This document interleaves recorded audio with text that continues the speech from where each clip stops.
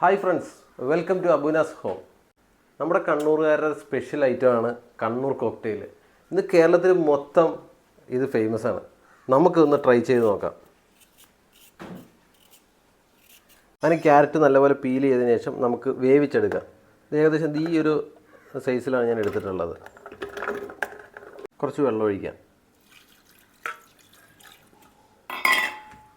ഇത് വെന്ത് വരുന്ന സമയത്ത് നമുക്ക് നമ്മുടെ റെഡ് ലേഡി പപ്പായയും അതുപോലെ തന്നെ മാതള നാരങ്ങയും കട്ട് ചെയ്തെടുക്കാം. നല്ല നാടൻ റെഡ് ലേഡിയാണ് നമുക്ക് കിട്ടിയത്.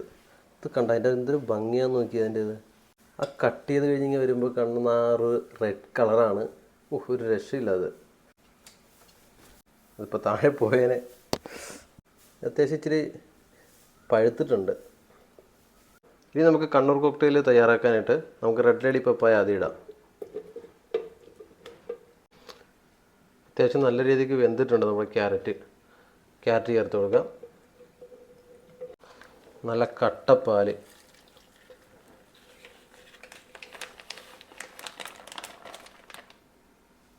ഏകദേശം 3 സ്പൂണോളം പഞ്ചസാര, വാനില ഐസ്ക്രീം,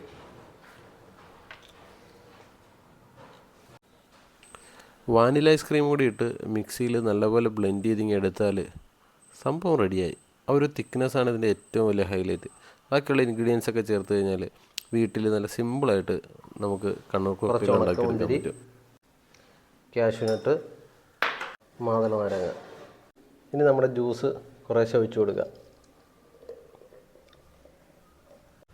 വീണ്ടും കുറച്ച് ഉണക്കമുന്തിരി കൂടി, കുറച്ച് അണ്ടിപ്പരിപ്പ്, കുറച്ച് മാതളം. ലാസ്റ്റ് ഇതിങ്ങനെ നിറച്ചിങ്ങനെ എടുക്കണം. വീണ്ടും മൂന്നാമത്തെ ലെയറിൽ നമുക്കിത് ഉണക്കമുന്തിരി ഇട്ട് കൊടുക്കാം. അതുപോലെ തന്നെ കശുവണ്ടി, 2 മാതളം. നമ്മുടെ കണ്ണൂർ കോക്ടെയിൽ അടിപൊളിയായിട്ട് ഇവിടെ റെഡിയായി.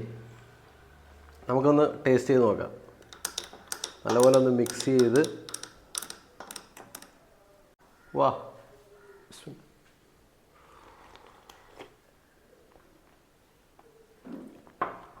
മോനെ, ഒരു രക്ഷയില്ല. ആ കിടിലൻ ഐറ്റം. വെറുതെ അല്ല, കണ്ണൂരുകാർ ഇതിൻ്റെ സ്വകാര്യ അഹങ്കാരമാണെന്ന് പറയണത്. മധുരവും മിക്സിങ്ങും ഒക്കെ നല്ല പെർഫെക്റ്റ്. ഒരു രക്ഷയില്ല കേട്ടോ. മസ്റ്റ് ട്രൈ ആയിട്ടുണ്ട്. കണ്ണൂരുകാരെ സമ്മതിക്കണം. അപ്പോൾ ഇത് കണ്ണൂർ കോക്ടെയിൽ കഴിച്ചിട്ടുണ്ടോ? ഇല്ല. നമ്മുടെ കണ്ണൂർ മാത്രം കിട്ടുന്ന ഒരു ഐറ്റമാണ്. ഇപ്പോൾ നമ്മുടെ ഇവിടെയും കിട്ടും ഇത്. സൂപ്പർ സാധനം.